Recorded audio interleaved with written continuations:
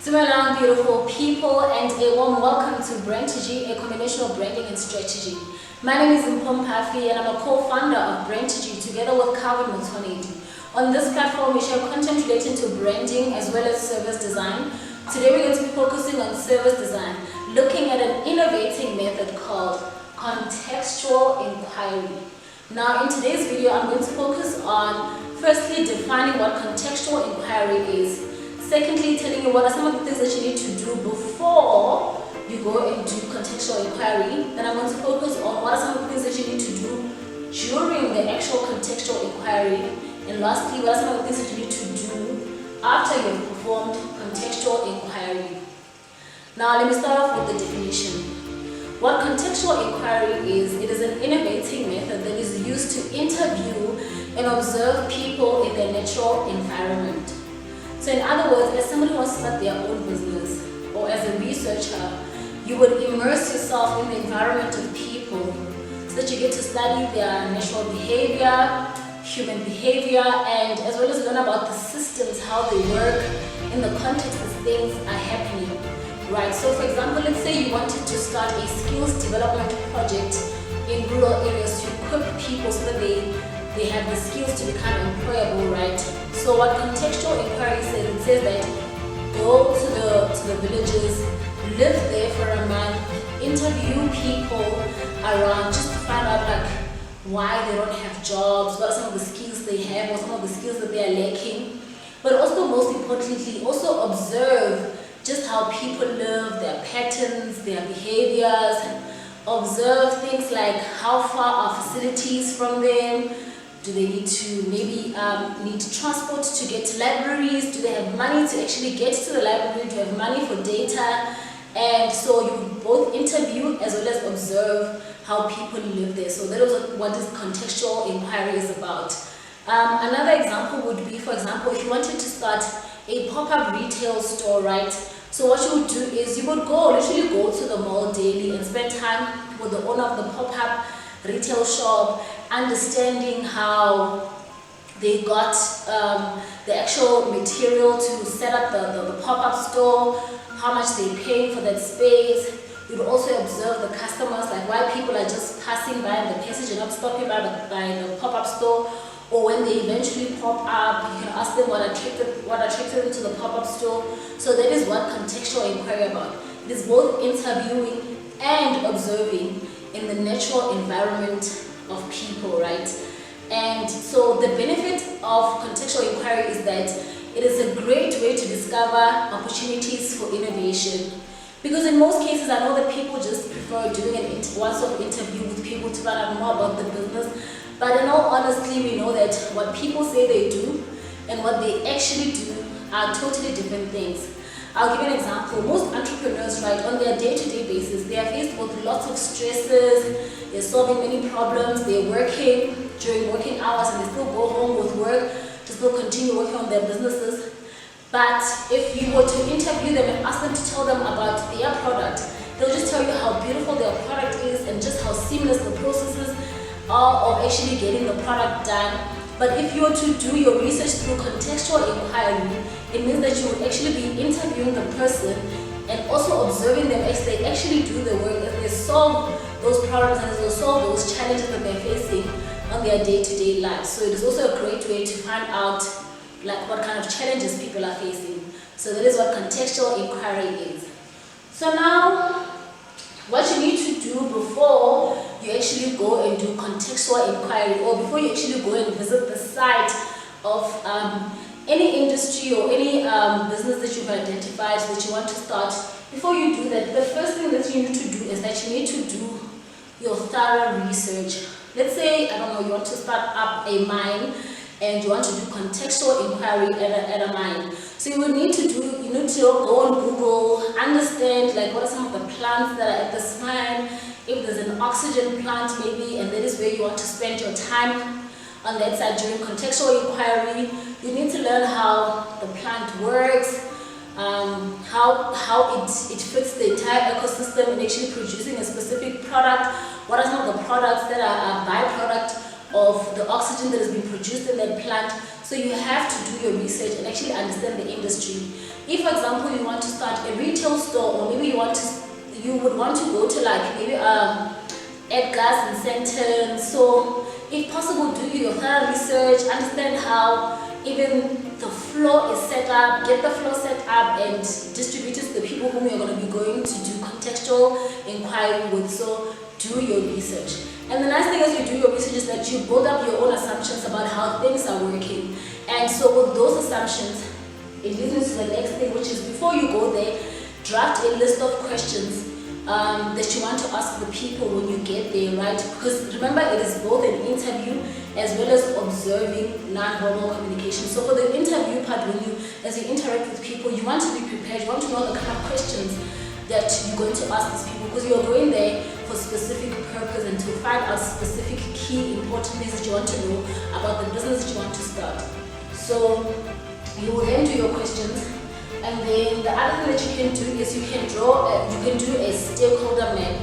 Now, one of the previous videos that I've already posted on YouTube and also on the Facebook page, you can look them up. They are under stakeholder mapping. That is where I actually thoroughly explain how to do your stakeholder mapping. So after you do your stakeholder mapping, you'll be able to identify like which stakeholders, which are the key stakeholders that you want to interview. Because for example, if you go into like an Edgar's, or you go into like a specific mine, those places are huge, so you don't want to just be all over the place. You want to know which key stakeholders are you going to literally shadow and observe and interview.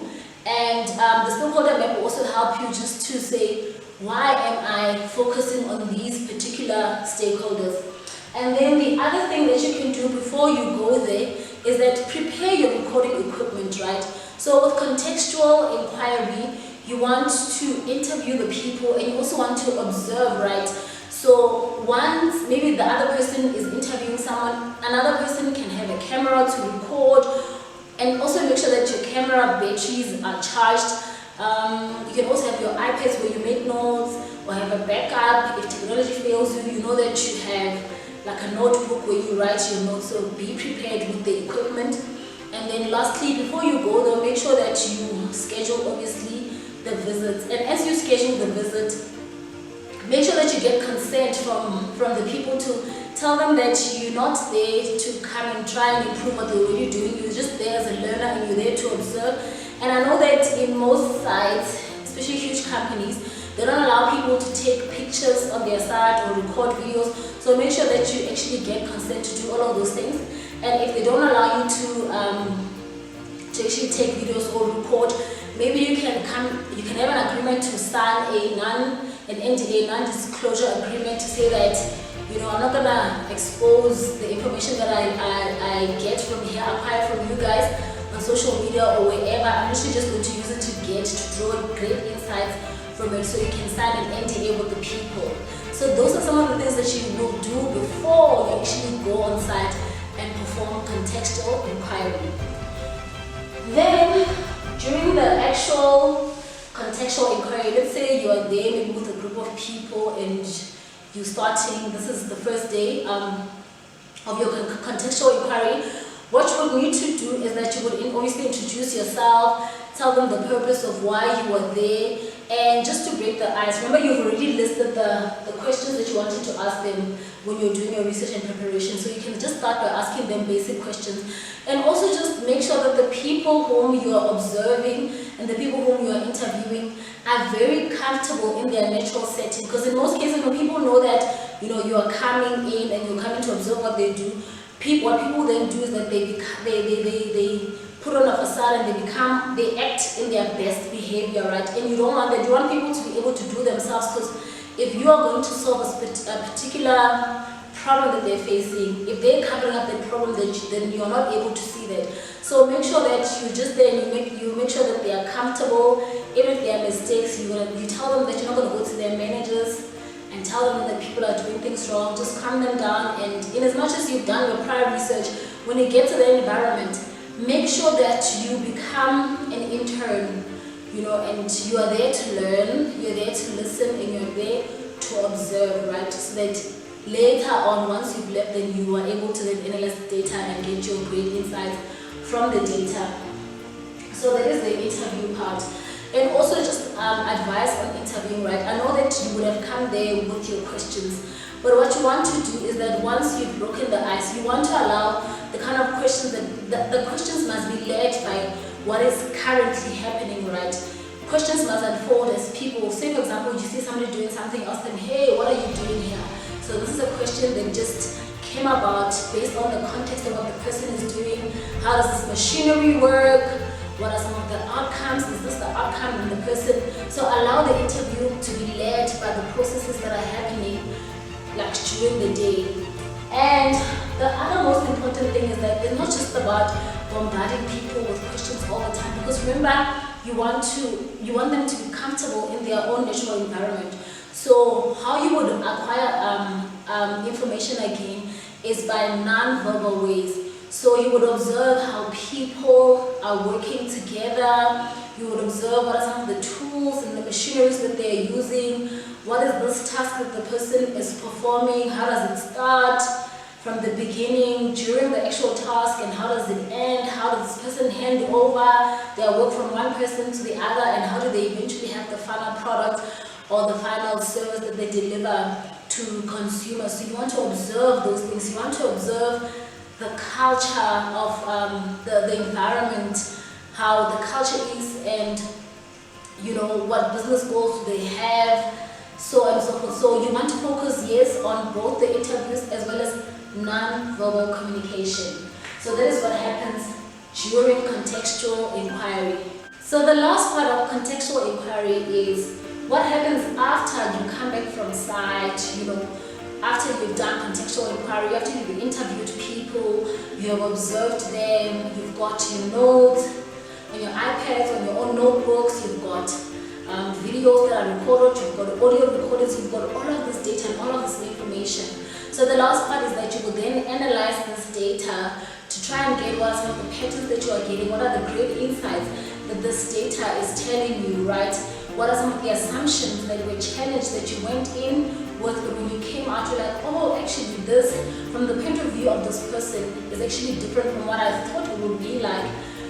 So there are other innovating methods that actually analyze data. So in upcoming video, I'm going to be sharing those innovative methods. So do look out for our upcoming videos. And that is it for contextual inquiry. If you're watching on YouTube, don't forget to hit the subscribe button.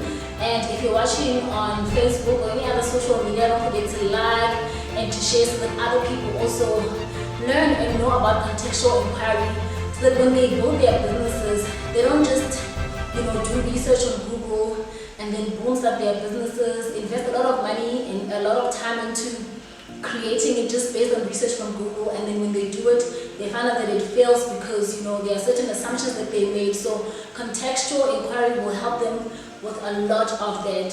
So till I see you again on our next video, bye bye.